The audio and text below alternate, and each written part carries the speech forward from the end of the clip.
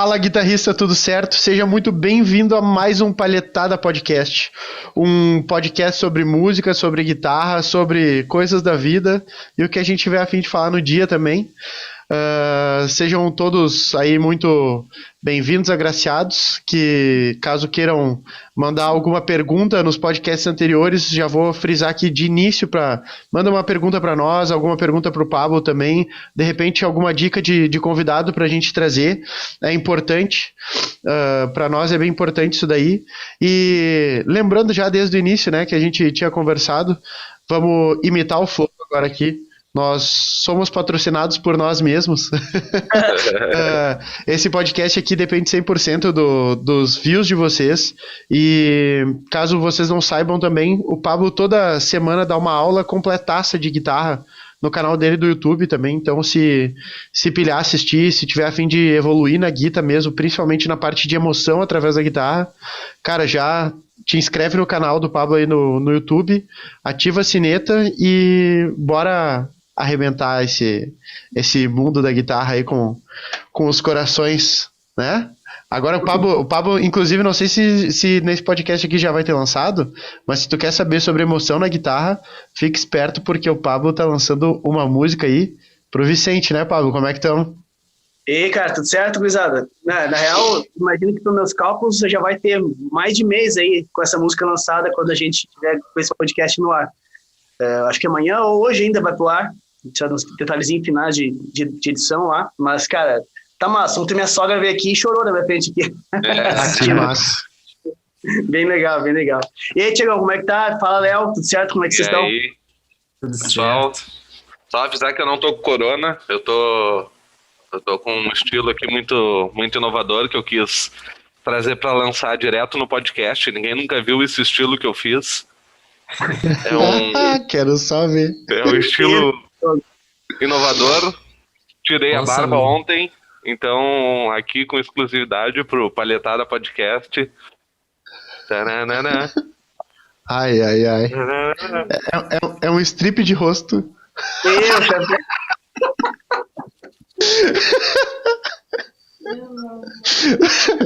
A Vitória que atrás, pelo amor de Deus. Ela adorou pelo nome do blog, ela adorou, né, velho? Não conta pra Amanda, deixa de surpresa. Não é pra contar pra Amanda, viu? Como é que tá, Xandão? O que achou do meu bigodão? Pô, rock and roll, mano, total, isso aí. Tá louco, velho. Matou a pau, Léo, matou a pau. Pra Só quem não... Aquela moto chopper, né? Aqui, boletim de couro. O que foi? Não, a Vitória disse que não consegue olhar pra cara do Léo. Fala o seguinte, gurizada, pra quem não tá ligado, hoje o nosso convidado especial, Thiago Vieira, guitarrista carioca, monstrão da guitarra, produz conteúdo animalístico para Instagram, YouTube, reviews, enfim, o cara é fera demais e tenho certeza que ele vai agregar muito pro nosso bate-papo aqui e vai ser muito divertido hoje. Como é que tá, Thiago? Tudo certo contigo aí, velho? Tudo certo, fala galera, beleza? Pô, pra mim é um prazer estar aqui com vocês, uma honra. Obrigado, Paulo, pelo convite. Obrigado pela recepção de todo mundo aí. Tô super animado, porque eu já acompanhava os trechos que o Pablo colocava dos podcasts lá no Instagram dele, os papos e tal. Eu sempre achei muito maneiro, porque eu me sinto em casa, né? Os papos que rolam por aqui são sempre papos que a gente encontra guitarrista e troca assim naturalmente, né? Então, esse aqui é o lugar perfeito para o guitarrista chegar e ouvir, trocar ideia. Então, tô me sentindo em casa, cara. Obrigado pelo convite, pela recepção aí, vai ser demais. É irado, vambora. Massa, bem-vindo aí, cara, bem-vindo mesmo. Que massa, estava acompanhando também o podcast aí, a gente tá ainda aprendendo, né, a gente ainda não tem aquela desenvoltura, assim, de um podcaster, mas a gente tá no caminho, né, Pablo, tá no caminho. Tá indo. Cada vez é um pouquinho melhor, né, a gente tá indo. Até que enfim um sotaque diferente aqui, né, pô, a gente... É verdade. A gente tá aqui só acostumado... X aqui hoje. Massa. Ô, Tiagão, pra gente te conhecer, o Pablo já te conhece, mas pra eu te conhecer, o Léo te conhecer também, se tu puder nos contar um pouco da tua trajetória aí, quem é o Thiago, quando que o Thiago encontrou a guitarra na vida e como é que se desenvolveu, assim, a tua vida com a guitarra? Bom, eu sou do Rio de Janeiro, E eu comecei desde pequeno, desde moleque, assim, de criança, eu sempre gostei muito de música.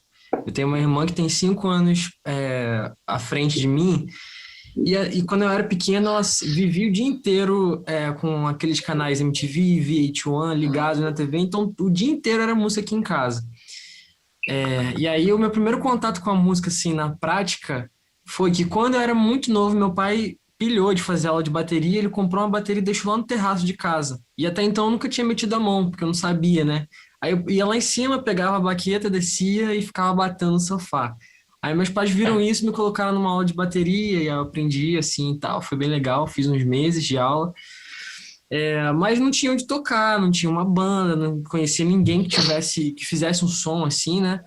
Então ficou por isso e fui enterrando um pouco isso, essa coisa da bateria. E aí depois, com uns 14 anos, 13 para 14, quando virou o ano, entrou um brother, que era David, o nome dele, lá na minha sala de aula quando eu estava estudando no colégio, e aí ele levava sempre o violãozinho para tocar no recreio. Eu achava aquilo maneiro, porque a gente, pô, se unia, ficava cantando e tal. Aí um dia, pô, me ensina essa música aqui e tal. Eu lembro que a primeira música que ele me ensinou foi uma música do Slipknot, não lembro o nome, mas eu lembro do riff. E era tipo, riff, 2, 3 notinhas, era bem fácil, né? Aí eu pensei, caramba, isso aqui é legal de fazer, é fácil. Aí ele deixou o violão comigo em casa uma semana. Aí eu comecei a aprender as músicas no Cifra Club e tal, e fui tomando muito gosto. E aí, por conta disso, de levar o violão para a escola, né? A galera pedia, né? Quem tem um violão vira o centro das atenções. Aí, pô, toca essa, toca essa, toca essa. Só que eu não tocava nada, tá? Eu tinha acabado de aprender. Então eu fazia o seguinte, ó, que música você quer? Eu anotava no papel, vinha para casa com uma lista, passava a tarde no Cifra Clube, imprimindo as cifras e tal, levava uma pastinha no outro dia para tentar completar, fazer o checklist lá que a galera pedia. E aí foi legal porque me impulsionava, eu tinha sempre uma demanda todo dia do recreio para poder tocar as músicas e fui aprendendo. Aí com 15 anos mais ou menos eu fui para a igreja, e a igreja tem essa coisa de música ao vivo, né, de se apresentar, aquele grupo de música. E aí foi onde eu tive um contato forte, um pouco mais forte com a música, de ver a música de perto. Assim, não tinha costume de ir muito em show e tal. E ali você vê pertinho seus amigos tocando e tal, aquilo me animou muito. E aí mais para frente, em poucos meses eu entrei para o grupo de música também. E aí aquela coisa de se apresentar também mistura um pouco dessa coisa do nervosismo, né? Porque uma coisa é tocar em casa, tocar no estúdio, outra coisa é se apresentar. Então ali onde eu comecei a lidar com esse nervosismo do público, de tocar tudo certo em casa, chegar na hora, dar aquela travada, aquela tensão. E fui tomando muito gosto por isso. Daí eu tinha um brother, que é o Cássio Coutinho, que ele é da minha cidade também. Você conhece, Pablo? Não, cara, não lembro do nome, não. Não, enfim, você conhece o Casa Aberta, que é um projeto meu? De vez em quando eu Já posto. vi. Muito legal Então, o as músicas. Cássio é o meu parceiro do Casa Aberta, ele é o tecladista. E aí, nessa época, o Cássio, eu acho que ele é 5 anos mais velho que eu também, ele já estava trabalhando, já estava viajando, tocando com um artista, eu vi isso de perto e falava assim, cara, que maneiro. Porque já estava tocando ali na igreja e estava me apresentando, aí montei a bandinha, tocava aqui, tocava ali, só que eu queria mais, queria mais, queria mais. Aí eu virei pro Cássio um dia e falei assim, cara, acho que eu quero ser músico profissional, igual você. Aí ele, beleza, então vou te colocar numa aula de guitarra. Aí ele me indicou meu primeiro professor, e aí foi quando, assim, foi um divisor de águas para mim, porque é onde eu aprendi mesmo tudo sobre guitarra, fui aprendendo de pouquinho em pouquinho. Aí nessa época eu só ouvia música da igreja, então comecei a ouvir outros repertórios, e a mente foi expandindo, expandindo, expandindo. E aí com esse professor foi onde eu fiz o meu primeiro trabalho profissional, que foi um sub para ele. E daí você vai fazendo um trabalho aqui, vai fazendo ali, vai fazendo um trabalho legal, a galera curte, vai te pegando teu contato, te indicando em outros, e aí foi rodando, foi rodando. E aí nisso eu fiz, esse meu primeiro professor foi o Felipe Boanerg, depois eu estudei com o Ricardinho Marins, que é aqui do Rio também, depois eu estudei com Bernardo Bozizio, Léo Amoedo, Matheus Barbosa, Bernardo Ramos, e daí até hoje, né? E aí eu fui desenvolvendo isso de estudar e tal, de trabalhar. Com o tempo fui montando meu home studio, e meu primeiro trabalho de produção foi o do Casa Aberta, que é um trabalho autoral meu e do Cássio. Então isso já foi um case para divulgar trabalho de produção. Eu comentei com vocês hoje que acordei cedo para terminar uma produção, então Com isso, hoje eu sou professor de música, tenho um curso online, dou aulas via videochamada para pessoas de todo o Brasil, tenho um curso online também que abrange isso também, aulas presenciais aqui no meu home studio.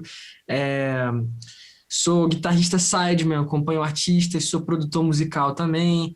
Também canto, tenho um trabalho de composição, que é o Casa Aberta, um trabalho autoral que a gente tem desenvolvido, eu e o Cássio.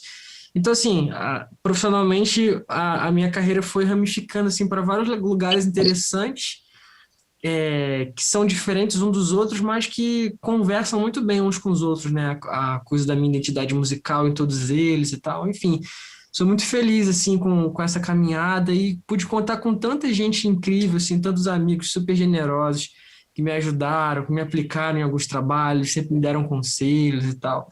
Então, assim, essa coisa da estrada também foi, com certeza, foi uma das maiores escolas que eu tive.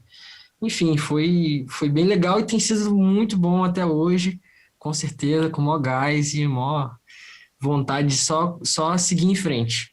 Uma puta jornada, Massa, né? cara.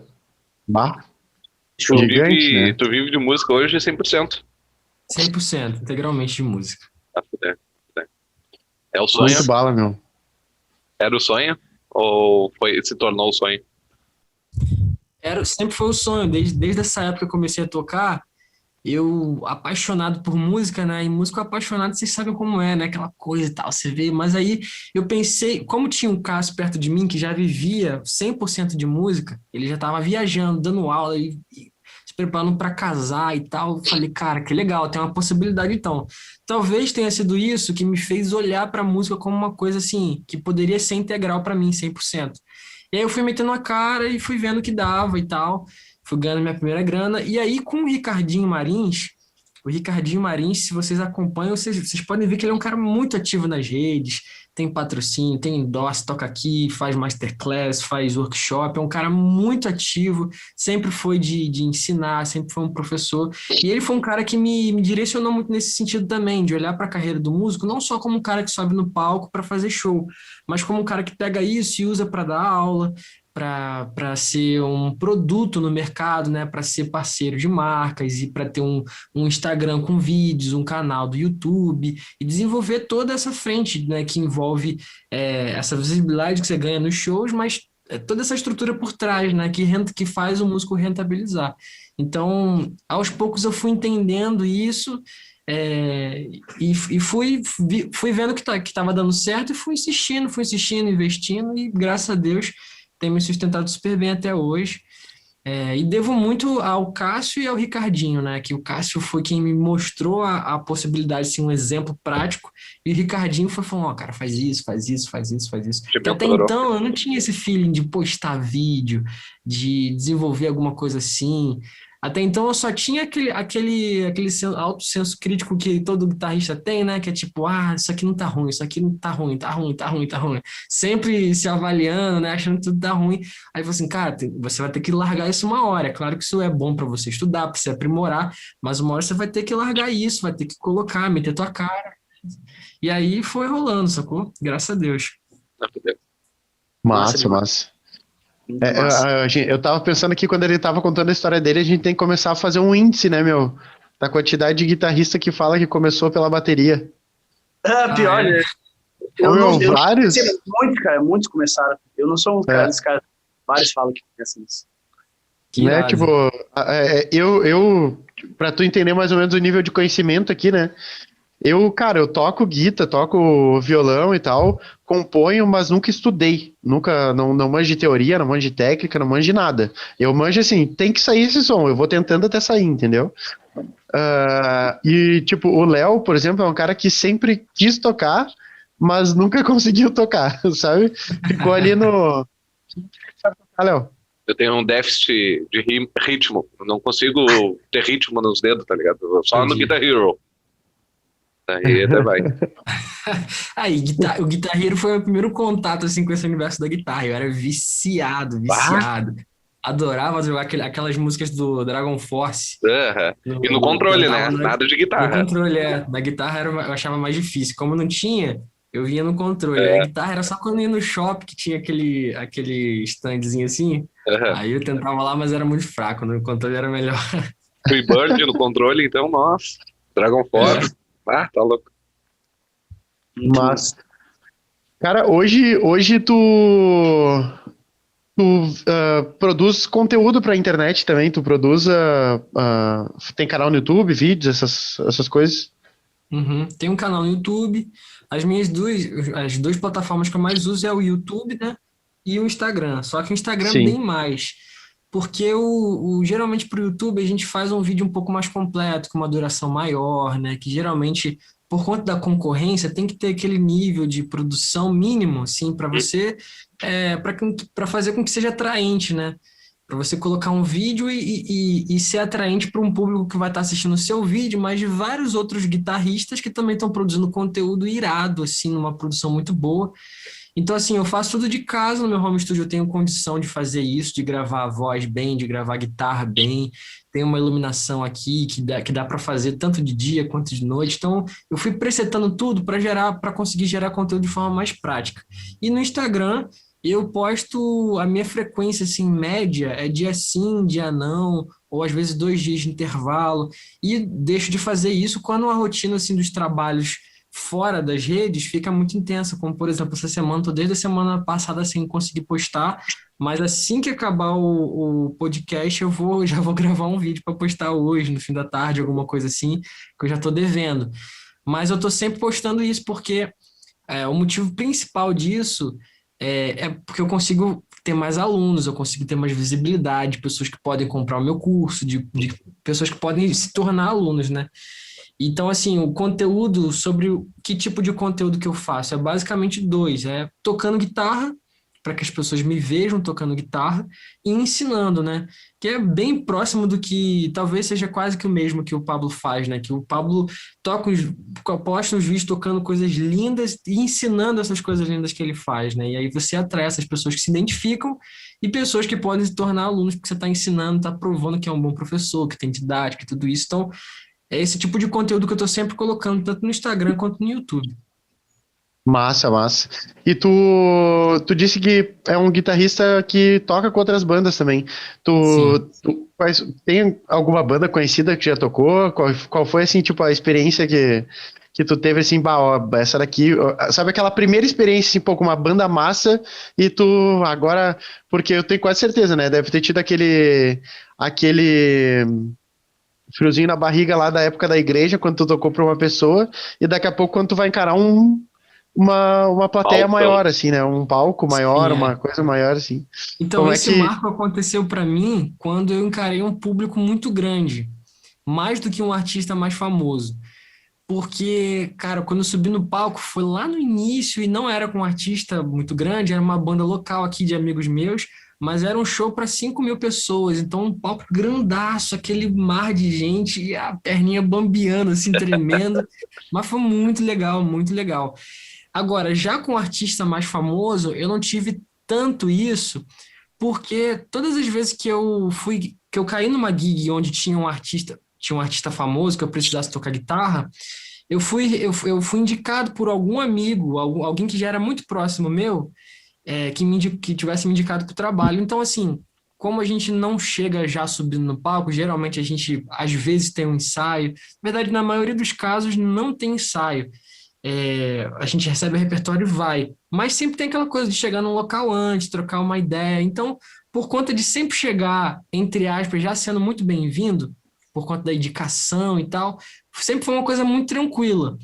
Mas tem toda essa responsabilidade de você ter que fazer um repertório ali de um artista muito, muito, muito famoso. E o grilo que eu tinha na minha cabeça é que se eu errar uma música de alguém que está pouco conhecido, talvez para esse cara que está pouco conhecido tenha um peso menor, mas para o cara que é muito conhecido, o público dele conhece tudo. Por exemplo, um guitarrista.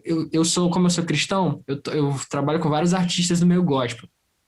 Então, do meio gospel, eu já trabalhei com o Davi Sasser, Elaine Martins, Álvaro Tito, Gabriela Rocha, Kleber Lucas. Putz, tem tanta gente que às vezes eu não. Enfim, mas são vários artistas assim que eu fui tanto em gravação, tanto em estúdio quanto em show. E fora desse universo gospel, talvez o mais famoso que eu tivesse tocado foi a Sandra de Sá. Não sei se vocês conhecem, que é mais das Sim, sim. antigas, mas tudo tem a mesma conotação no sentido de você chega num palco para fazer um show com um artista grande, o público conhece muito bem as músicas. Então, se você tirou o solo, chega na hora você erra o solo, provavelmente todo mundo vai saber que você errou o solo. Então, Sim. tem essa resposta que dava uma pressão assim em mim. Mas pelo fato de estar muito à vontade ali com os amigos, com os músicos e com o artista também, por tabela por conta dos músicos, né? Eu sempre ficava mais relaxado, mais tranquilo. Então, assim, o que sempre me deixou mais tenso foi essa coisa do relacionamento. Porque, tipo assim, se eu chegar num lugar que tem uma gig que eu não conheço muito bem a galera, que eu sei que é uma galera responsa, que já tá na área há muito tempo, e já toca com uma porção de gente, eu não conheço muito bem, eu me sinto meio tímido assim, eu fico um pouco tenso, eu tendo a ficar um pouco mais tenso do que quando eu chego, fala aí, mano, beleza, abraço, não sei o quê. Aí eu já dou aquela relaxada, a maré já desce, já fica tudo em casa, sabe? A música, pra mim, o relacionamento se reflete na música, né? Então, nunca tive um problema tão grande quanto a isso por conta disso. Agora, na época que eu pegava um público muito grande, aquele palco grandão, aí dava uma bombeada, que aí o som da guitarra já mais alta, aquela coisa meio rockstar, né? Então, isso que deixava a perna um pouco mais bamba. Mas, cara, foi o frisinho da barriga um dos melhores assim, que eu já senti, porque é bom demais. Fazer aquele solaço, pisar no bucho, fazer um solo assim, e ver que tá todo mundo olhando, é muito legal. É muito Massa. maneiro. Onde é que rolou isso, Pablo? Pela primeira vez, tu fala? Cara, primeira vez de rolar frio na barriga com situações maiores, assim, com certeza foi no festival lá da minha cidade, na época lá, o Leopoldo Fest, onde a gente tocou de cara, assim, eu já tinha feito shows covers com a banda em bares e tal, mas naquele show a gente teve um certo contato interno dentro da prefeitura, e a gente conseguiu fazer a abertura do show final, porque a Leopoldo Fest é uma festa que dura a semana toda, assim, sabe, tem vários shows, e é uma festa que comemora o aniversário da imigração alemã dentro lá da cidade e tal. E na época, nenhum de nós estava fechando o último dia do festival, no domingo, assim, tinha 18 mil pessoas, tá ligado? E tipo, foi sinistro, porque além do frio da barriga, deu uns problemas, porque banda cover, aquela coisa de animar e tal, tu chega num palco daquele tamanho, tu não tá preparado fisicamente pra tocar e se mexer daquele jeito, então tu, errei pra caramba, tá ligado? Porque, tipo, o cara vai ter que se mexer de um lado pra outro e, tipo, o teu corpo não tá acostumado com aquele movimento pra tocar certas coisas, tá ligado? Coisa de guri inexperiente, né? Mas, nossa, além do fio da barriga, deu um problema. Foi bem xarope. Mas, no fim das contas, era aquela coisa que não é uma coisa que todo mundo nota, assim, né? Coisas mais do guitarrista, assim, de timing, sabe? De precisão rítmica e tudo mais. Mas cara, é massa mesmo, de verdade. Dá aquela borrada nas calças, como diz aqui, né? Quando o cara entra no palco, meu Deus, tá ligado? Aquela galera toda te vendo, assim. Tu toca guitarra, parece que vai cair o PA de tão alto que tá a guitarra. Mas puxa, é massa demais. Com certeza é uma emoção que fica marcada. Ô, Thiagão, eu queria te perguntar uma coisa. Quantos anos tu tem, cara? Tenho 24 anos, vou fazer 25 dia 30 de maio. É novão. Puxa, não, Muito não. E desde quando tu começou com 15 anos a tocar na igreja, foi isso? Isso, exatamente. Cara, impressionante a tua maturidade musical, assim. Queria te perguntar, eu me identifico muito com a tua forma de tocar, assim, eu acho muito legal, me emociono muito com o que tu toca. E eu queria te perguntar como é que foi teu processo de evolução, porque se tu passou por uma fase onde a guitarra para ti era aquele meio que é normal entre o iniciante de guitarra que gosta de velocidade, que acha que a música está à tua disposição e encher de nota e pensar muito em técnica e nem tanto em musicalidade, que é uma coisa que acaba acontecendo depois de algum tempo com maturidade só. Como é que foi essa tua evolução aí? Então, e queria dizer também que eu me identifico muito com o teu som, também sou muito fã, tudo que você fala sobre feeling, expressividade, emoção, foi tudo que eu sempre busquei logo desde lá do início, então eu sempre me identifiquei muito com o teu som, desde quando eu te conheci a gente já trocava essa ideia e tal, enfim, muito legal. Antes de eu começar a tocar guitarra, eu ouvia muito rock pesado, Slipknot e tal, essas coisas. Então, daí, quando eu comecei na guitarra, eu trouxe essa coisa do rock, né? Então, eu queria tocar as coisas, velocidade, aqueles riffs pesadões, só sabia de distortion, nem sabia o que era clean. E aí, quando eu fui para a igreja, eu conheci o Oficina G3, não sei se vocês conhecem, mas é uma banda de rock do gospel que é muito forte, talvez a mais forte de todas. E na época eles estavam lançando um DVD chamado Depois da Guerra, que tem, cara, altos riffs, altos solos. O guitarrista é o Juninho Frank, toca rápido pra caraca, super técnico. E aí eu tava vidrado nisso, eu só queria saber disso. Aí eu tinha um amigo que era bluseiro, o cara só ouvia blues e tal. Aí ele falou assim, ó, cara, vou te passando algumas coisas pra você ouvir e tal. Aí eu, pô, manda aí que eu preciso, cara, eu preciso ouvir referências e tal, não sei o quê.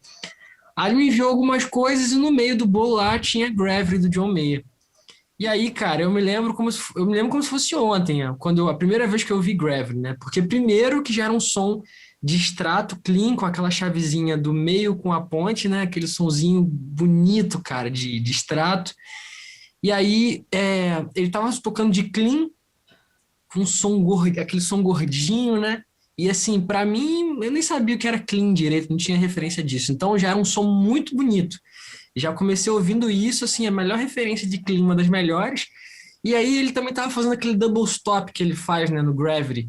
E double stop, ainda mais no clean ou no low gain, eu não tava acostumado com essa sonoridade.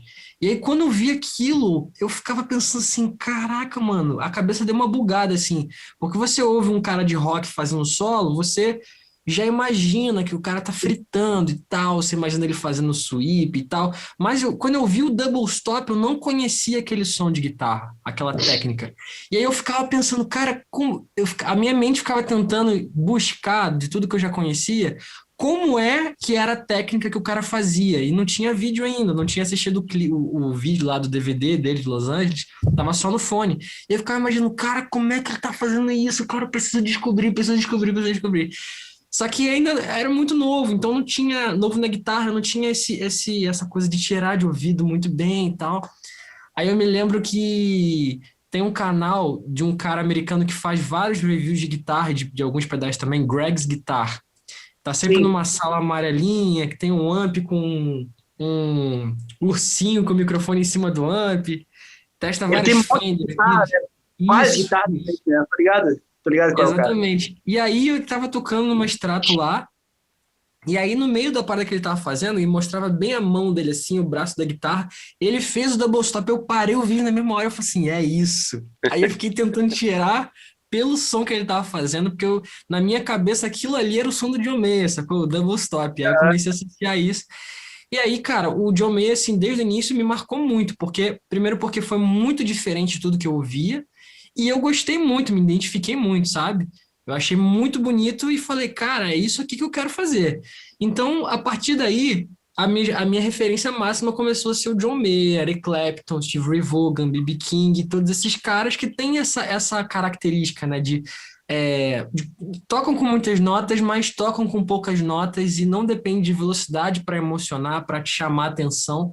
Então, isso, de forma inconsciente, foi grudando em mim. E aí, aos poucos, tudo que eu estudava, eu queria muito tirar esse som, sabe? Porque esse som era o que estava na minha cabeça, porque eu ouvia o dia inteiro. Então, acho que um pouco dessa maturidade que você falou veio dessa referência. De tanto ouvir, tudo que eu metia a mão para fazer, eu queria que soasse desse jeito. E aí eu comecei a curtir essa coisa de fazer poucas notas, já que vai fazer poucas notas, vamos trabalhar o vibrato, vamos trabalhar a construção melódica e tal, e tudo isso, tudo que envolve, que eu tenho, você é mestre nesse assunto e sabe muito bem, que você toca pouco, mas aí você coloca uma lupa e vê que tem tantos detalhes pequenininhos que você coloca ali, que dá trabalho para construir, mas são detalhes sutis ao mesmo tempo, dá trabalho, mas é sutil, mas quando você apresenta tudo junto, vira uma obra de arte. Enfim, então assim, desde dessa fase, isso foi logo no primeiro ano que eu comecei a tocar guitarra, que esse brother me aplicou, esses sons do John Mayer, Eric Clapton, B.B. King, Steve Ray Vaughan, e aí eu queria muito ser isso, sabe? Aí eu tive até uma banda de blues com ele, a gente ganhou um festival, e aí, assim, tudo que eu fazia, eu queria colocar um pouco disso. Se eu ia gravar uma música, eu queria colocar um pouco disso. Se eu ia fazer um show, tirar um repertório, eu queria ter um pouco disso.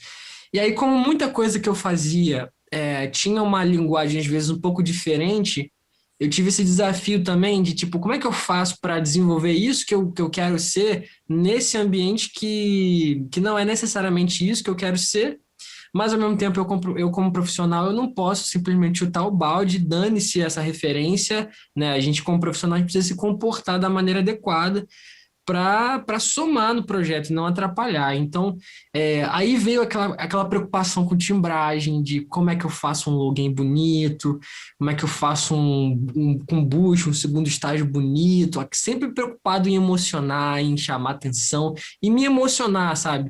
Então, assim, uma coisa que sempre me marcou é que eu sempre fui muito insatisfeito no geral, porque eu levei muito tempo para desenvolver, para me encontrar na prática com esse som, sabe? Então, assim, eu pegava uma guitarra, pegava um pedal, ia fazendo, só que, não é isso, não é isso, não é isso. E aí, mexendo para lá, mexendo para cá, trocando e tal, pedal, compra um, vende, troca, faz rolo. E aos poucos eu ia descobrindo, isso aqui, então isso aqui eu vou definir para o meu som. Aí pegava, isso aqui também. Aí aos poucos é como montar um tijolinho, né? Você vai definindo algumas coisas que vai marcando o teu som pouco a pouco. E que vai se transformando com o tempo também, é uma evolução infinita, né? Mas assim, eu devo muito a essas referências, foi o que de fato me fez mirar nesse sentido. Cara, que massa, velho. Tu falou ali, me identifiquei muito com uma parada que tu falou. No momento que tu escutou os double stops do John Mayer e teu cérebro não reconheceu aquilo, eu senti exatamente isso no momento em que eu escutei pela primeira vez a versão de Little Wing do Stevie Ray Vaughan, sabe? Que é a música do Jimi Hendrix. Cara, na época eu usava humbucking com um monte de ganho e tal, e um amigo meu me dizia, o Rafael, ficava, tu tem que ouvir Hendrix, tu tem que ouvir Stevie Ray Vaughan. Tá, vou ouvir, cara. Aí botei aquela versão do Little Wing do Stevie Ray Vaughan, começou cheio, aí eu comecei a ver aquilo assim, e na época eu já tinha a noção de tirar de ouvido, sabe, a parte harmônica, assim, eu já manjava, mas quando ele começou a tocar aquela parada cheia de dinâmica, sabe, double stops, eu tipo, o que ele tá fazendo aqui, tá ligado? Aí eu vi que assim, meu Deus, eu nem arranco pra tocar isso aqui, sabe, aí que eu comecei a entender um pouco de timbragem de Stratocaster, sabe, sobre timbres mais clean, porque pra mim, na época não existia essa coisa do clean vintage, que é aquela coisa que existe um breakup, sabe? Que tu toca mais forte, dá aquela saturada, segura a mão e ele limpa. Pra mim, clean era aquele clean do como é que chama? Do Paulo Ricardo, lá como é que era a banda dos anos 80. RPM. Pra mim, clean era aquele timbre, tá ligado? Ou era aquilo ou era high gain, sabe? Não existia pra mim meio termo entre esses dois mundos. Então, nossa, cara, quando eu vi aquilo lá foi impressionante, foi daí a partir daí que eu comecei, preciso trocar de Strato também, porque é muito bonito isso aqui, sabe? E depois de um tempo, virou minha guitarra principal. Você falou do humbuck, nessa época que eu comecei, eu tinha uma Ibanez RG, não sei o que, aquela guitarra pontuda e tal, rock and roll total. E aí, eu depois que eu ouvi o John Mayer, eu não descansei enquanto não arrumei a minha primeira Strato, cara. E o meu sonho era ter Strato. Você vê, né? A referência vai mudando e tal, e realmente me marcou muito também. Eu queria saber como é que vocês se conheceram. Eu e o Pablo? Isso. Cara, eu acho que fui eu que vi os vídeos do Thiago antes. E eu via... Eu não lembro como é que eu comecei a seguir, assim, mas eu lembro de ter visto o vídeo e ter me chamado a atenção, assim. Agora não lembro como é que chegou mesmo, cara, de verdade. Não sei se alguém me indicou... ou se alguém compartilhou, talvez alguém tenha compartilhado nos stories alguma coisa dele, né, porque os vídeos dele são muito legais de compartilhar, assim, sempre bonitos. Então, acho que alguém postou nos stories, que eu não lembro quem, e eu achei interessante, né, quando o story entra já com o play rolando, assim, distrato, tá ligado? Já tem minha atenção.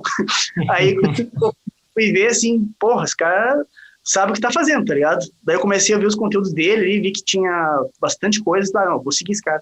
Até que chegou um momento que eu comecei a comentar os posts dele, comecei a dizer que era legal e tal, e chegou um ponto que daí começou a trocar ideia e tal. Pode crer. Rolou pra caramba. Pra mim, eu acho que, não sei se fui eu que te achei primeiro, ou se foi você que me achou primeiro, mas eu lembro de ter visto você dando uma dica sobre feeling. E aí foi isso que me chamou a atenção, porque é um conteúdo que esse título você não vê muitas pessoas falando, né? Até mesmo porque eu acho que da gurizada nova, a galera que tá começando, nem todo mundo já tem de cara essa predisposição para estudar isso, né? Geralmente é o que você perguntou, como é que foi isso de sair da fritação da velocidade para isso? Então, o pessoal que ensina geralmente quer pegar um público maior, né? Mas como a gente é apaixonado por isso, não tem como cair muito fora. Verdade, cara, verdade. Eu penso isso aí também. Se o cara for pensar simplesmente em alcance, né, é mais cômodo, é mais confortável tu falar sobre fritação e coisas de técnica e tudo mais. Tu vê caras que nem, eu não sei se tu segue o Rick Graham e o Nick Johnston, tá ligado? São caras que eu curto muito, assim, e são caras que estou ouve as obras autorais deles, nossa, são lindíssimas. O Nick Johnston tem 2 álbuns maravilhosos, assim, sabe? Só que tu vai ver o conteúdo desde a internet, é muito focado em técnica, porque eles se sacaram que é isso que chama público para eles, entendeu? Então, é um ato corajoso da nossa parte, assim, tipo, meio que abdicar disso e focar na parte de musicalidade, porque tu tem que desenterrar uma parada, tu tem que mostrar para as pessoas algo que eles nem sabem que existe muitas vezes, né? Não é alguma coisa que tu mostra e, tá lá, o cara é rápido. Tem que chegar, isso aqui tem feeling. O cara vai assim, feeling, o que é isso? Sabe? Aí tu tem que mostrar pro cara o que existe, que é uma coisa, que emoção, tem todo um conceito que tu tem que educar a galera com isso. Então, com certeza é muito menos cômodo, mas é como tu disse, né? É a paixão do cara e o cara vai fazer isso, não adianta. Ao mesmo tempo que isso pode ser negativo, por você alcançar uma parcela menor do que um cara que está fritando, tem um lado positivo que é você consegue gerar uma conexão pela identificação muito maior, porque o guitarrista fritando tem uma porção. A ideia não é, a fala não é para generalizar, para dizer o que é melhor ou pior, né? Mas é muito mais fácil você encontrar os guitarristas que fritam, que tocam rápido, do que você encontrar guitarristas que você vai ouvir tocando uma notinha e você vai falar assim, caraca, o que ele fez, cara? Sacou? Que vibrato é esse? Que double stop é esse? Que construção melódica é essa?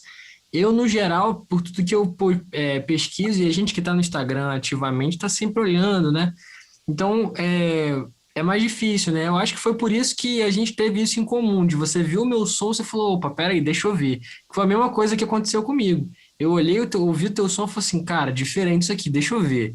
Então, assim, já chama atenção na hora. Então, o positivo, na minha opinião, dessa coisa mais nichada, é que para quem gosta disso, você conseguiu achar o público perfeito, né? Sim. Não foi de forma alguma, eu falei que o alcance menor é algo negativo, entendeu? Porque, como tu disse, às vezes é um menor, mas às vezes muito mais engajado, porque começa porque é diferencial, tem menos gente fazendo, tá ligado? O cara Exatamente. vai, porra, olha isso, tá ligado? Então, são coisas diferentes, simplesmente, né? Exatamente. Ô, Tiagão, me fala um pouquinho da tua parte de... Cara, uma coisa que eu admiro muito em ti é essa parte de timbre, né? Então, um cara que usa os equipamentos aí animais, tá ligado? Eu me identifico muito com a forma que o bom gosto que tu tem para timbrar as coisas, e tem um cara que mixa, né, digital com analógico, uma coisa que é muito legal, muito interessante. Falei como é que brilhou esse conceito de tu entrar no digital e começar a mixar com os analógicos. Como é que foi essa transição para esse mundo hoje em dia? Bom, por conta desse viés do blues que eu sempre busquei, eu sempre fui muito preso ao analógico e sempre tive muito preconceito com o digital, né? Na minha cabeça, digital não é bom, nunca vai ser tão bom quanto o analógico. E aquela coisa, né? Sempre buscar amplificador valvulado, pedais de drives individuais e tal. Então eu sempre tive muito isso. E por conta disso, eu experimentei muito drive bom e pude ver que em relação a drive, por exemplo, se você vai pegar um drive simulado de uma pedaleira e você pega um drive analógico, para mim soa sempre muito melhor.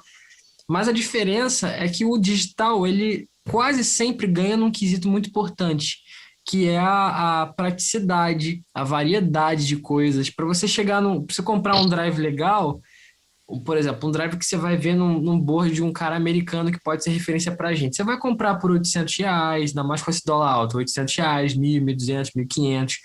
Com 1.500 você pode comprar uma pedaleira que ela vai ter todas as simulações de drives, todas as simulações de amp, de delay, de reverb, de modulação. Então, é um universo muito prático, né?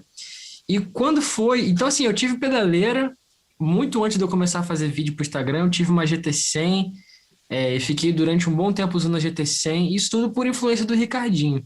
Porque o Ricardinho, ele falava, cara, amplificador dá problema na estrada. Se você pega um amplificador diferente... você já tem uma outra referência de timbre. Então, aquilo que você montou ali vai ser modificado por conta dessas variáveis, que são super comuns, é uma realidade de qualquer guitarrista que viaja, né, para fazer show.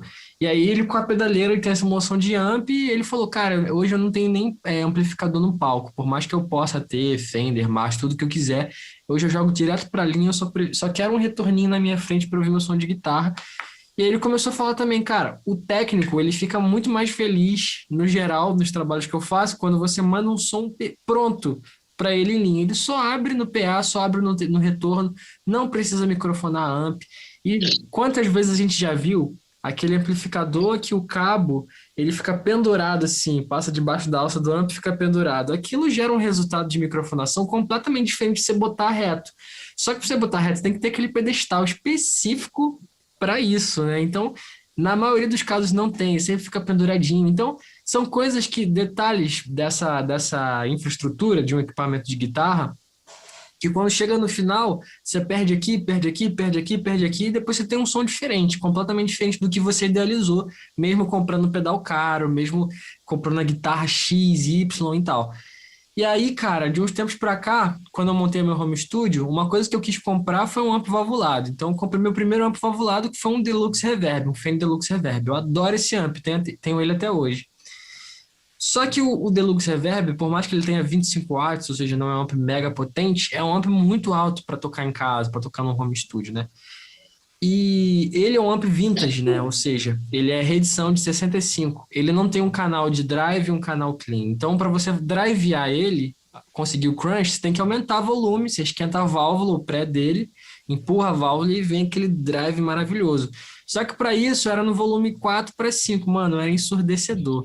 Eu tinha pego um rack de computador antigo que tinha aqui em casa, eu colocava ele dentro, pegava alguns travesseiros e colocava em volta, botava o microfone, botava em volta, botava colchão, e mesmo assim era muito, muito alto. Então, assim, para gravar já era difícil, era um som maravilhoso, mas para gravar já era difícil.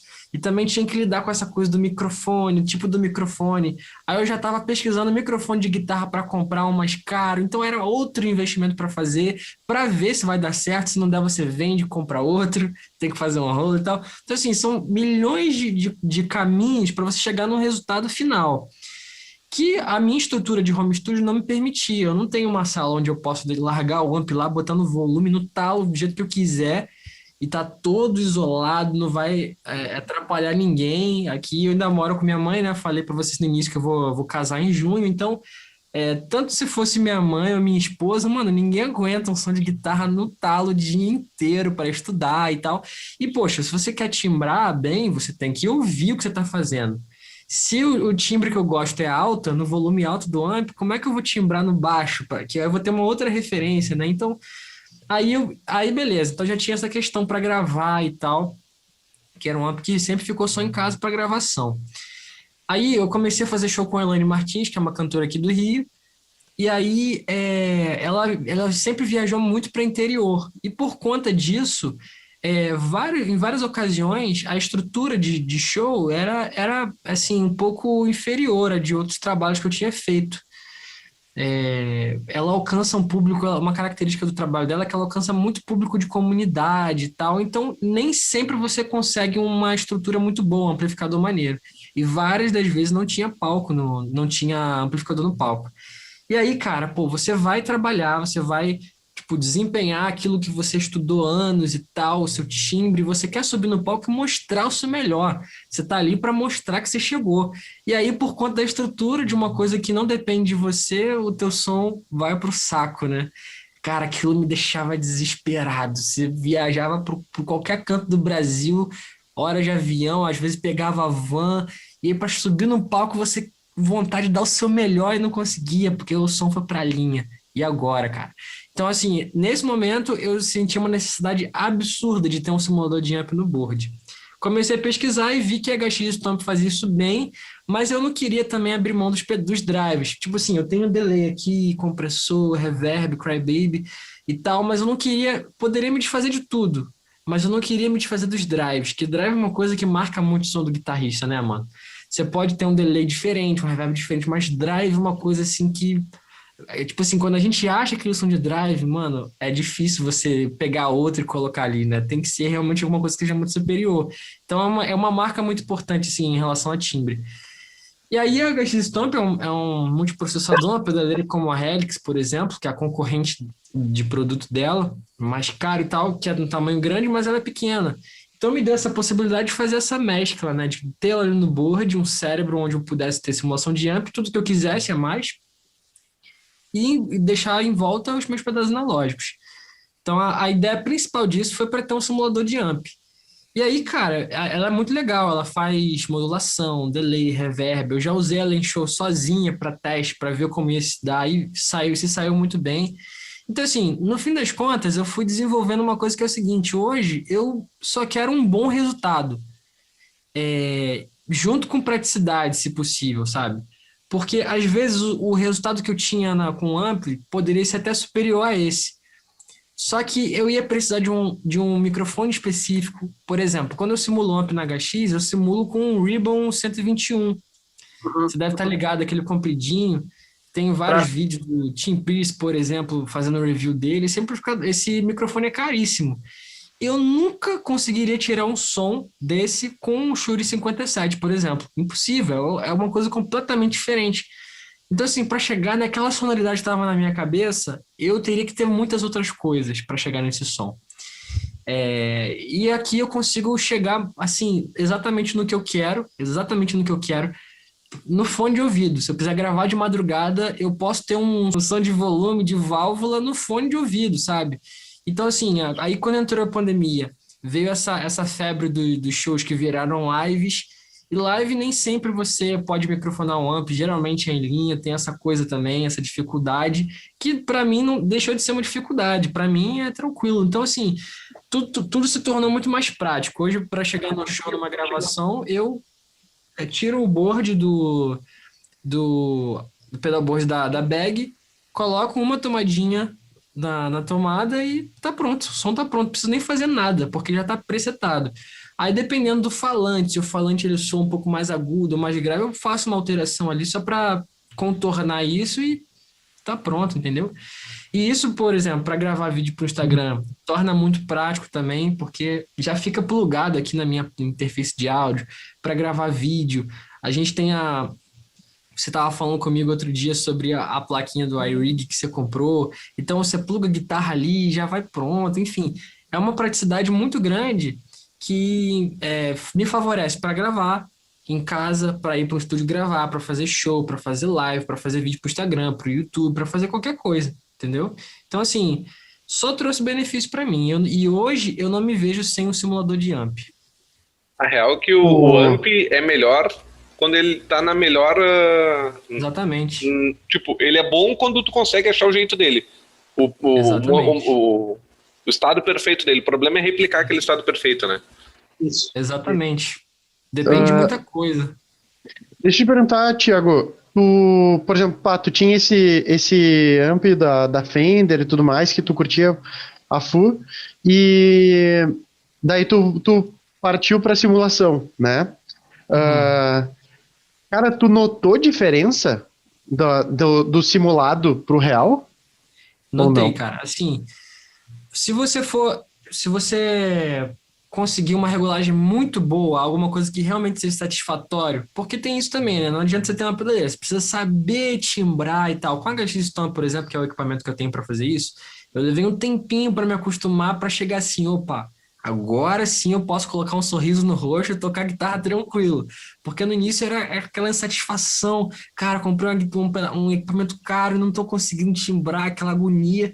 E tendo um amplificador valvulado do meu lado, né? Então rolava essa diferença. E até hoje rola a diferença, mas se eu for gravar e colocar os dois assim para gravar, vai ter quase que diferença nenhuma. Quase que diferença nenhuma, assim, no bolo. Ou seja, fazendo o papel da guitarra num show, numa gravação, tudo certo mesmo, assim, não sinto diferença.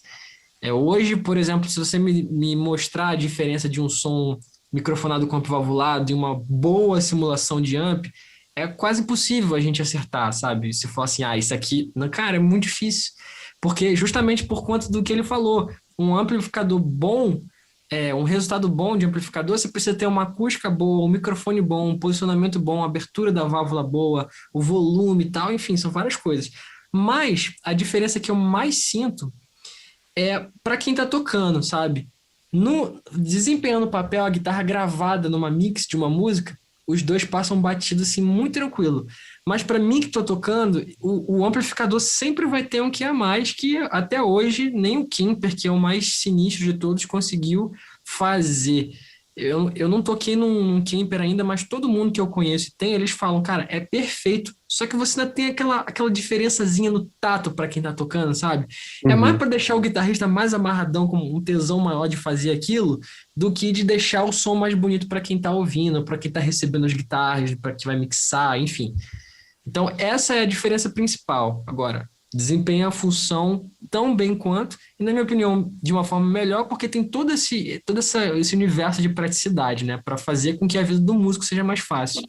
Esse tempo eu ouvi um teste cego de um cara fazendo um teste entre amplificador e a pedaleira simulada de vocês. Tipo, eu não tenho ouvido para guitarra, tá ligado? Para mim, eu entendi que existia diferenças quando ele tocava, mas tipo, no resultado final era muito semelhante. Sim. Não, eu ia te perguntar, Thiago, o seguinte, ó, a dificuldade inicial que tu teve para timbrar a HX Stomp, eu tenho uma Podgo aqui, né? Então, é parada similar ali. Sim. Eu senti no início, assim, antes de desenvolver melhor o conhecimento sobre ela, que os impulso responses eram muito, muito ruins, assim, os que vêm nela. E eu só consegui timbrar legal quando eu consegui adquirir uns impulso responses bacanas de verdade, assim. Foi isso que te fez mudar, assim, a percepção e começar a regular melhor o teu timbre? Ou foi alguma outra forma? Foi a regulagem em si, o funcionamento do equipa? Ajudou bastante, cara, porque assim, eu já estava começando a curtir sem impulso response, só simulando o gabinete da HX. Depois que eu coloquei o impulso response, subiu muito o nível, né? Mas mesmo assim, eu ainda estava um pouco insatisfeito, sabe? Mais aquela coisa de dominar o equipamento, sabe? De saber...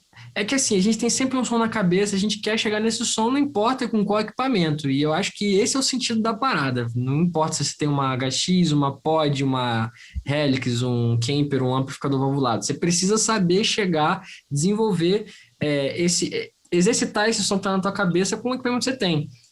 Só que, por exemplo, tem equipamento que limita um pouco mais, tem equipamento que te apresenta na prática um caminho completamente diferente.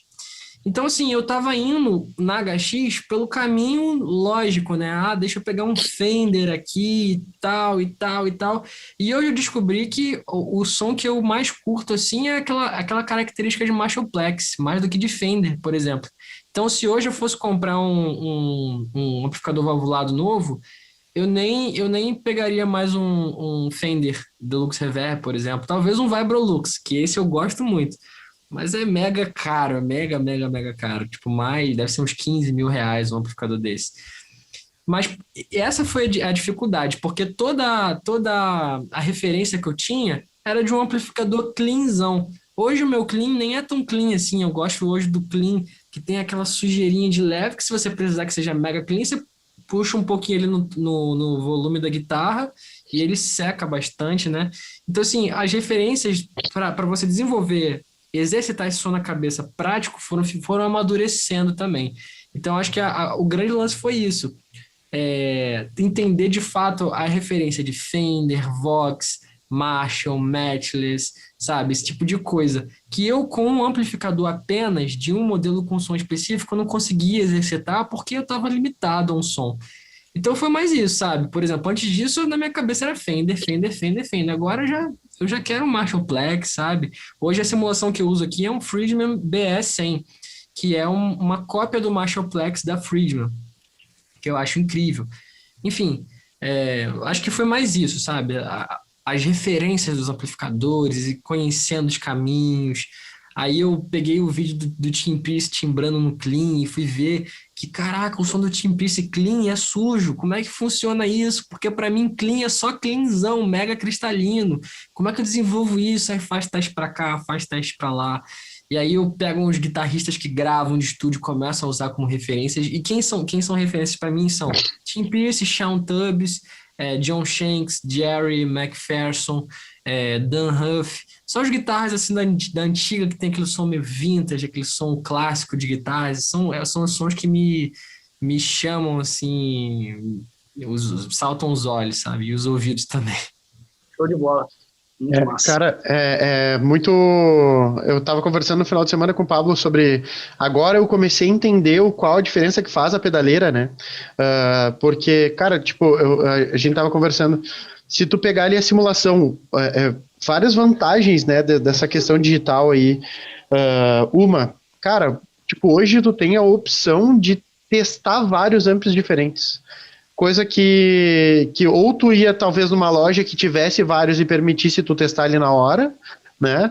Ou tu ia ter que gastar muita grana testando, né? Porque o cara, para eu testar, eu vou ter que comprar, ou vou ter que conseguir um brother que tenha para eu botar a guitarra lá e tal. E hoje tu aperta um botãozinho ali, vai mudando o amp e olha só, isso aqui é massa, né? Sim. E outra é, tipo, cara, se tu fosse extrair de tudo que tá simulado ali dentro da tua pedaleira e jogar pra fora, quantos R$ 1.000 tem ali? Nossa, tá louco? Não tem, né, cara? Não tem como mensurar, né? Porque sabe? Só um amplificador que simula o Dumble lá, que o John Mayer usa, só aquilo ali custa o quê? R$ 100.000? Não sei se dependendo. É muito caro, é muito caro. Só coisa de boutique, né? E o que você falou é muito interessante. Você falou, se tivesse uma loja, uma possibilidade, né? Se tivesse uma loja que tivesse todos os amplificadores para sair testando, já seria legal. Já começa pelo ponto de que isso é quase impossível, né? Você não vai encontrar uma loja aqui no Brasil que tenha todos esses amplificadores. E mesmo se tivesse, ainda tem uma outra questão. Porque uma coisa é você testar um amplificador ali com a guitarra sozinha. Outra coisa é você conseguir testar isso quando te subir num palco, quando você for gravar, porque para mim só faz sentido se o som que eu timbrei funciona para desempenhar um papel da guitarra nos ambientes profissionais onde eu atuo. Por exemplo, uma coisa que eu sempre gosto de fazer, eu timbro, mês para lá, mês para cá, mas a prova real para mim é quando eu vou para um ensaio, quando eu vou para um show, aí eu vou ver se realmente prestou. Porque até então ele pode estar soando lindo para fazer um vídeo, para colocar no YouTube, para colocar no Instagram, pode estar soando lindo. Mas ele só vai prestar para mim se vai ser bom para eu colocar a guitarra na mix para fazer uma gravação, para subir no palco e chegar. Por exemplo, às vezes o som tá lindaço, mas às vezes o som não tem aquele punch para colocar a guitarra no lugar certo. Então, esse tipo de coisa, a gente com o tempo vai descobrindo na mão como é a medida, né? Mas a melhor forma de testar isso é na hora do vamos ver. Aí a gente vê se realmente funcionou, se realmente a guitarra equilibrou na mix e tal. Então, se tivesse uma loja dessa, nem assim a gente conseguiria ter esses testes, né? Porque imagina você, meu amigo, deixa eu fazer um test drive aqui, deixa eu levar esse, semana que vem eu trago aqui pra você. Sim, não, e outra, eu me lembro, a gente já conversou várias vezes, eu e o Pablo, pô, o cara eu não, tipo, não sei qual era o nível de estrutura de palco tu, assim, mas, cara, na maioria das vezes o cara não tem um cara pra carregar pra ele, pra levar, pra não sei, o cara tendo que se peidar todo pra levar um monte de equipamento pro palco, 10 viagens, vai buscar o negócio, leva pro palco, vai buscar mais coisa, leva pro palco, pô, tá louco, meu, não tem condições, né, meu? E carregar amplificador, principalmente valvulado, é mal furada. Porque é um amplificador muito sensível, né? Então, assim, a possibilidade, a chance que você tem de queimar uma válvula, de dar algum probleminha ali no circuito e você ter que botar para uma revisão, a chance é muito grande de acontecer. Foi por isso que eu comprei esse Fender para deixar no home studio. Eu prometi para mim mesmo que eu não ia ficar carregando para fazer show. A não ser que eu tinha que gravar fora, aí eu levava e tal, mas mesmo assim eu não consegui ficar com o amplificador tudo certo. Ele queimou uma válvula e eu tive que trocar. Faz parte. Faz parte. Tipo, eu vejo quando a gente conversa, porque assim, como eu não entendo tanto assim, eu não tava compreendendo ainda o quanto a pedaleira mudava. Eu dizia pro Pablo, pô, a pedaleira da minha época de piá era aquela Zoom prateadinha, pequenininha ali, que tu ia cutucando 10, 20 vezes pro lado até tu achar uma distorção que tu curtia ali. Mas pior é que era, né? Na minha época era aquela Behringer azulzinha Viamp, que tinha um desenho na guitarra. Sim, claro. Daí, tipo assim, pô, naquela época lá a gente não curtia muito, assim, pelo menos aqui pra galera que a gente tocava, sabe? Hoje em dia, cara, eu não consigo, botando numa balança, assim, agora que eu compreendo tudo que rola ali, botando uma balança, brother, cara, assim, ó, por mais, assim, ó, bem de boa. Não é um pentelho de timbre que vai fazer eu abrir mão da praticidade de uma pedaleira, tá ligado? Exatamente. Não faz sentido. É isso aí que eu penso também. É isso aí. Com certeza. Meu sobrenome é praticidade, mano. E eu sou completamente a favor da praticidade. Hoje em dia... Depois desse podcast eu vou liberar o link aí da minha loja, onde eu vendo as pedaleiras eletrônicas para vocês adquirirem. Pô, se tivesse seria ótimo, né? Eu ia faturar. Mas eu penso assim, eu me lembro tocando em casa, e olha que eu morava em casa, eu não tava nem aí pros vizinhos, sabe? E tipo, eu disse pro Paulo, ali, tipo, eu curtia, eu fazia uma distorção no som no rádio de casa, sabe? Eu plugava a guitarra direto no rádio de casa, e aí eu comecei a ver que, dependendo dos volumes que eu dava ali, distorcia mais, distorcia menos, aumentava, limpava, quando eu baixava bem o som na guitarra ali, aumentava no rádio, limpava, e só que, tipo, quando eu queria tocar igual, era sempre um som muito alto, sabe? Sim. Então eu metia um colchão na porta do quarto para não atucanar muito minha mãe e meu pai, e tocava, mas mesmo assim era inviável, sabe? Era uma parada inviável. E hoje em dia, pô, tu bota o fonezinho de ouvido aqui, tu fecha o olhinho e tu tá tocando Rock in Rio ali daqui a pouco, né, cara? Exatamente. Hoje eu moro em casa aqui com os meus pais, mas eu vou mudar para um apartamento. Então, se já era difícil, vai ficar pior ainda. Imagina, você com o computador valvulado num apartamento, cara, inviável é a palavra.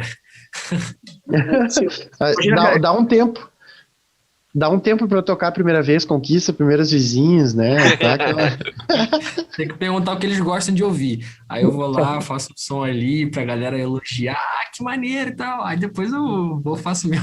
Diz que carioca é de ir na porta do vizinho e, meu, para aí, não sei se é real isso aí, de trocar muita ideia. Mas se tiver assim, rola assim, a galera interfona, vai lá. Pô, não, mas conquista eles antes, chega lá, leva um presente, vizinho novo. Isso. Thiago, em 2014, velho, eu morava num apartamento no quarto andar, sem elevador, e eu tinha um Vox AC30. E eu levava pra lá e pra cá. Tu imagina, velho? Imagina... Não, cara, é surreal, assim, surreal. Eu não sei como é que eu aguentava isso, tá ligado? Pior que eu só a Rafinha Guitertec, tá ligado? O Rafinha, ele levava 2 412 e um JCM 800 pra quarto andar também. Não, ele era completamente fora da realidade, assim. A paixão pelo time dele é um negócio que eu nunca vi, assim. Sabe? Eu deixaria na garagem. Nossa senhora, cara. Naquela época lá, Bob, a gente tinha que ter pensado num esquema de rodana, né? Engancha lá embaixo e depois só puxa aqui. Porque, pelo amor de Deus. Sem condição. Pra gente encerrar, então, dizem que carioca não tem muita diferença quando ele fala isqueiro e chiqueiro. É real? Isqueiro ou chiqueiro? Léo, sacaneando os carioca. Matou a pau. Mas então tá, obrigado pela participação, Thiago. Foi irado trocar essa ideia contigo, a tua experiência aí, mostra só nas tuas palavras que tu é bom no que tu faz. O pessoal tem certeza que vai curtir essa conversa. Te agradeço muito, foi foda. Pô, eu que agradeço aí, cara, pelo convite, pelo bate-papo, foi bom demais. Bate-papo de música, de equipamento eu adoro, então assim, não tinha como dar errado, não. Obrigado, pô, vocês são muito gente boa, já acompanhava lá e tô felizão de poder estar participando aqui de dentro. E é isso, brigadão pelo convite aí. Sucesso pro podcast de vocês. Pô, Tiagão, obrigado mesmo, cara. Tem um cara que deu pra ver que é um cara do bem, tá ligado? Uma coisa que eu valorizo muito, um puta músico, profissional de ponta, e só tenho a te agradecer por ter participado aí, velho, e ter agregado pra caramba no podcast. Eu tenho certeza que a galera vai ver esse podcast aqui no piscar de olhos, nem vai ver o tempo passar de tão fluido que foi a conversa, e muito, muito massa. Cara, de verdade, brigadão por ter aceito, de verdade. Eu que agradeço. Muito massa, cara, foi um prazerzão te conhecer aí.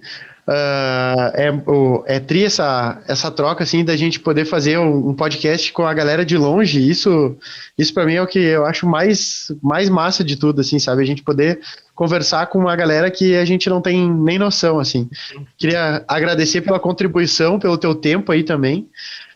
Cara, foi muito, muito, muito bala mesmo. Parabéns pelo teu trabalho e pela paixão que tu tem pelo trabalho. Tu bota pra fora isso, sabe? É muito tri mesmo. Parabéns por conseguir desenvolver e, cara, só, assim, sem te ver tocar, tu já transmitiu emoção pra mim através do que tu faz, Pô, que sabe? maneiro. Imagina ver tocando, sabe? Cara, e é isso que a gente tá procurando plantar aí, que é a missão do Pablo aí de trazer essa emoção pra guitarra, sabe? Trazer, aflorar de novo isso, essa paixão de novo pela guitarra, assim, que a gente perdeu um pouco, assim, a gente esqueceu um pouco do propósito, assim, sabe? Da música mesmo dentro desse caminho que a gente vinha nessa linha do tempo, e a gente está aos poucos conseguindo reconstruir e reconectar os guitarristas, assim, sabe, dentro desse universo, cara. Muito, muito obrigado mesmo, assim. Pô, valeu, cara. Isso aí só mostra pra mim também que vocês têm um trabalho incrível, já vendo aqui na prática, conversando com vocês, mas a gente tem essa responsabilidade, né? Já que a gente curte isso, se a gente não fizer, quem vai fazer, né? Pode ser que um outro faça, mas se a gente tem isso na mão, vamos meter a cara, vamos meter a cara na internet aí, vamos fazer. E eu super parabenizo aí vocês pelo trabalho de vocês também, que tem todo esse viés de resgatar isso, que vocês acreditam, e que mesmo que de uma forma geral, assim, seja, sei lá, de repente uma porcentagem menor dos guitarristas, não só de guitarrista, né, mas de músicos no modo geral. Então, pô, por isso também eu fico mega feliz de estar podendo contribuir de alguma forma, compartilhar experiências aqui. Enfim, sucesso, vida longa esse podcast, que com certeza vai gerar muito frutos para a gurizada aí, para a galera nova que tá chegando aí. Amém, valeu, obrigadão. Cara, Valeu. pra quem quiser te encontrar na internet aí, quais são tuas redes? O meu Instagram é @Thiago Vieira, Thiago com TH. Aí no final, como já tinha o Thiago Vieira, eu botei ponto underline. Mas se você botar @Thiago Vieira, já aparece lá. Eu tô com uma fotinha lá com a guitarra na mão, não é difícil de achar não. E no YouTube também é Thiago Vieira. Eu também tenho um site, www.thiagovieiramusic.com.br. Lá tem um pouquinho sobre minha biografia, sobre algumas coisas que eu faço, contato também, assim como você também encontra no meu Instagram. Tem mais backing tracks lá que de vez em quando eu faço para compartilhar com a galera. Tem um curso online também, chamado Guitarra Expressiva, para quem quiser estudar. Mas eu não vou falar muito aqui não, porque senão vai virar concorrente do Pablo. Não, mas não tem problema, meu. Pode falar, pode Fala falar. aí, meu. Tem essa daí. Rapaz, fala aí. Pô, Tem um show. minuto, Então, tá? eu tenho guitarra expressiva, tenho as aulas que eu faço, enfim. Só botar Thiago Vieira aí que vai achar. E é isso. Vai ser um prazer ter vocês lá também. Todo mundo que estiver aqui acompanhando, quiser chegar lá. Enfim. E eu queria também falar do Pablo aqui, já que eu falei de curso, de tal, disso aí, justamente porque eu acredito muito nesse caminho, sabe? É o que a gente conversou, né? Eu realmente acredito muito nisso. Foi por isso que o nome do meu curso é Guitarra Expressiva. E é por isso que tudo que o Pablo faz tem sempre feeling. Porque a gente acredita muito nisso. Então, cara, se você é um cara que curte esse tipo de som de guitarra, dá uma olhada, dá uma chance para isso, que você com certeza não vai se arrepender. Também porque a gente que é do mercado, a gente sabe que tem poucas pessoas que fazem isso. Então vamos valorizar, enfim, são conteúdos, tem muito conteúdo gratuito que já dá para transformar muito som, já dá para pegar muita coisa. Imagina se pagar por uma coisa dessa. Então, eu sou muito feliz também de estar aqui com o Pablo, que é um cara que está desenvolvendo esse trabalho de forma brilhante aí, que tem todo esse viés de feeling, de emoção na guitarra, de expressividade.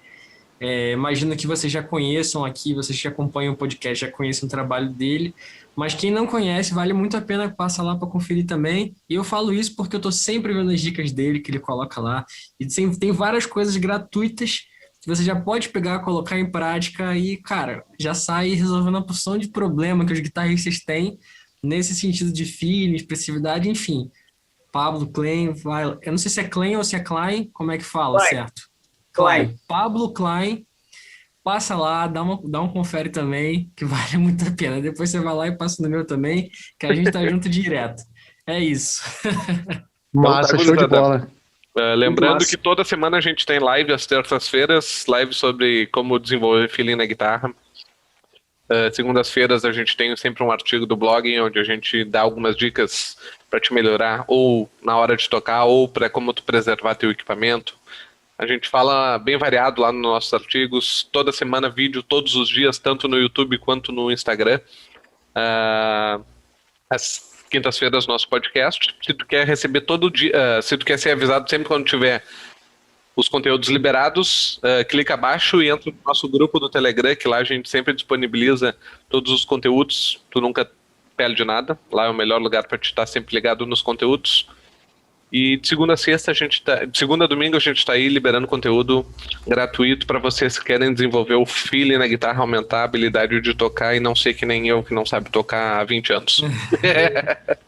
Exatamente. Lembrando então também pra galera se inscrever no canal do YouTube ali. Tem uma galera que comenta e não é inscrita ainda.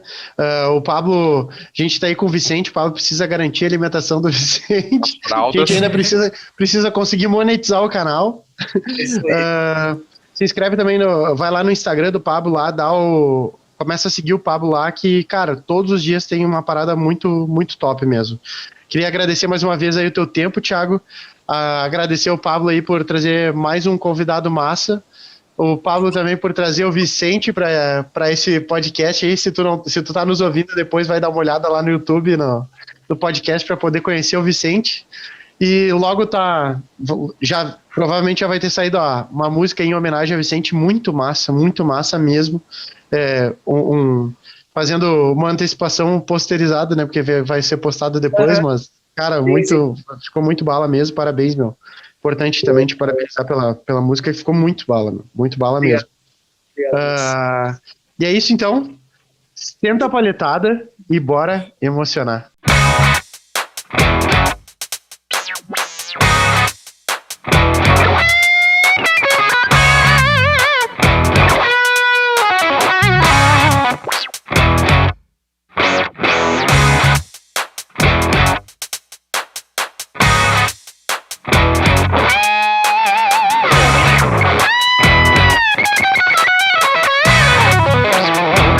O que acharam do meu bigodão, então?